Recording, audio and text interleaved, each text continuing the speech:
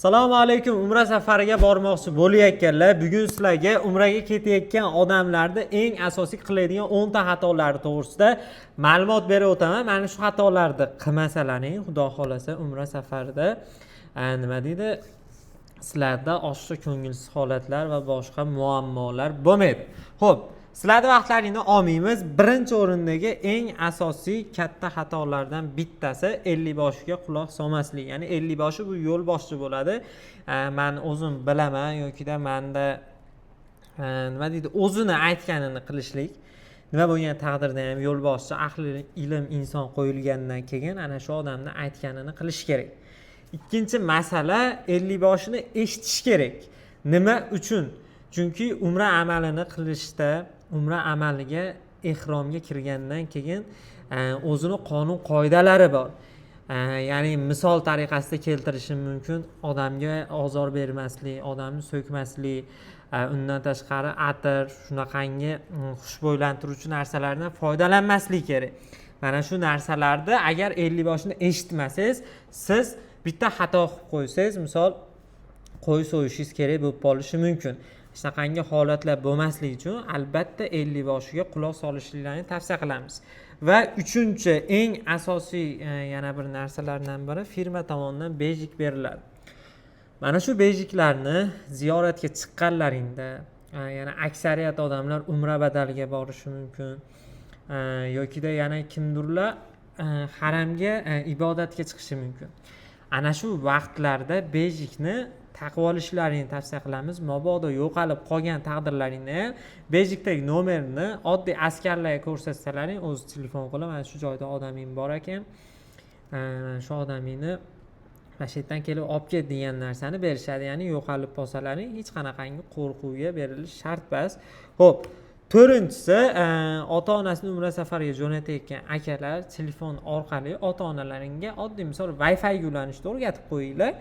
Nima sababdan desalaring, misol men bejiksiz bo'lgan payt men shunaqa odamlar ko'rganman, 8 soat haramda adashib qolib, o'sha o'zini avtobusini, stoyankasini yokida o'sha o'ziga kerakli bo'lgan odamni oqtarib yurgan odamlar ko'rganman. Men o'zim borib, shunaqa payt telefon beringlar, qo'llariga Wi-Fi ga ulanishni o'rgatinglar. Qaysi gastitsani ko'rsalar, shuni eng yaqin gastitsaga bitta kiradilar-da, bitta Wi-Fi ga ulanib sizlarga yokida 50 boshini nomerini olsa, 50 boshiga bitta telefon qilib, gastitsani tashqaridan bitta rasmga olib tashlasalar, 50 boshlar o'zi kelib olib ketishadi. Xudo xolasa, endi 5-masalaga o'tamiz. 5-masala dori-darmon masalasi. Xo'p, doimiy o'zlaring iste'mol qiladigan dorilaringni olinglar, olsalaring bo'ladi. Bemalol bunga o'ylanmaysizlar, ruchnoylaringga olasizlar. Endi 6-masalaga keladigan bo'lsak, Madina Munavvarada taomlar 2 mahal bo'lganligi sababli aksariyat odamlar qorni ochishi mumkin ertalab va undan tashqari Madina Munavvaradan Makka Mukarramaga ketadi yokida Jidda shahriga tushsa, Jiddadan Madinaga ketguncha o'rga yo'lda qornlari ochiq edi, til bilishmaydi. Ana shu payt nimadir xarid qilamiz deysa, ko'p borgan odamlarda haligi dollar bo'ladi, riyol bo'lmaydi.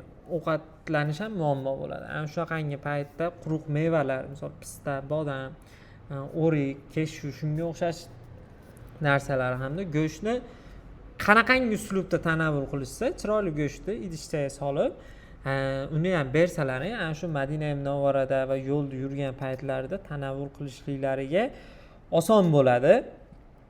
Xudo xolasa mana shu narsaga hamma e'tibor bersa yaxshi bo'ladi. Bunga unaqacha katta pul ham ketmaydi. Ozginadan, misol o'zlari yaxshi ko'rib yeydigan nonlardan, shu qatori taomlaridan qilib bersalaring yaxshi bo'ladi. Va undan tashqari 7-masala arava masalasi bo'ladi. Ko'pchilikda aravacha muammosi bo'ladi. Aravachada agarda o'zlaring bilan olsalaring, aviakompaniya tomonidan hech qanaqangi yo'l haqqi olinmaydi. Endi etga borsalaring gastitsalarda bo'lishi mumkin, lekin odam ko'p payt bo'lganda gastitsada ham bo'lmasligi mumkin. Madina Munavvarada ham, Makka Mukarramada ham vaqf xayriyasi orqali omonatga aravacha olsalaring bo'ladi. Makka mukarramada payg'ambarimiz Muhammad sallallohu alayhi vasallamni uylarini oldida Abu Jahlni uyini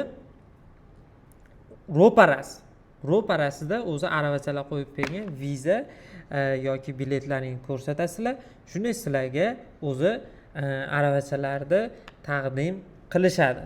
Va shunaqangi holatlar ham bo'lgan. Mana shu narsaga e'tibor berib qo'yinglar. Ota-onalaring oyoqlarida yoki sog'liqlarida muammolari bo'lsa, iloji bo'lsa, avval o'zlaring umra qilib, keyin ikkinchi etajda aravada yetalab otalaringni yoki onalaringni umra qilgizishliklaringni tavsiya qilib qolgan bo'lamiz. Bu 8-chi sizlarga beriladigan eng asosiy nima deydi?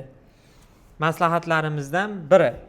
Va ko'pchilik hozirgi kunda havo issiq bo'lgani sababli kunduzi chiqqandan ko'ra kechqurun soat 1-2 larda chiqib ibodat qilib, bomdod o'qib qaytib kelib, keyin yana kechqurun chiqishni tavsiya qilamiz. Issiq paytda va issiq sovuq bo'lish ehtimoli juda ham kuchli bo'ladi. Nima sababdan?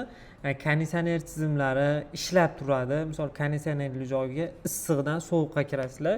Shunaqangi holatlarda va zamzam suvini ichyapti, not cold yozuvli suvni ichishlaringni ham tavsiya qilgan bo'lardik sizlarga.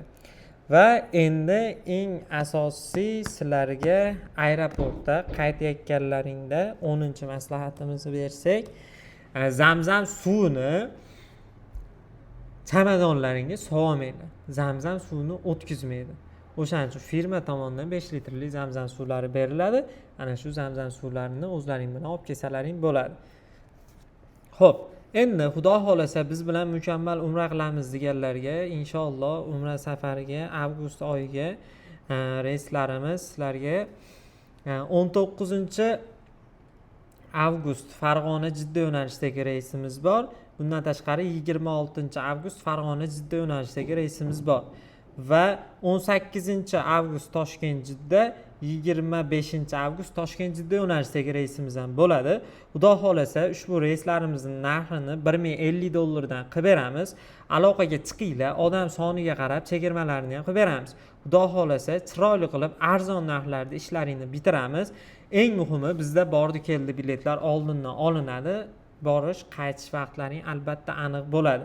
Eng asosiysi rasmiy litsenziyaga ega Centrum Holidays firmasi. Tojikistonda umra safariga bormoqchi bo'layotganlar ham bemalol bizga aloqaga chiqaverasizlar. Bir kun oldin kelasizlar, gastinisaga joylashasizlar.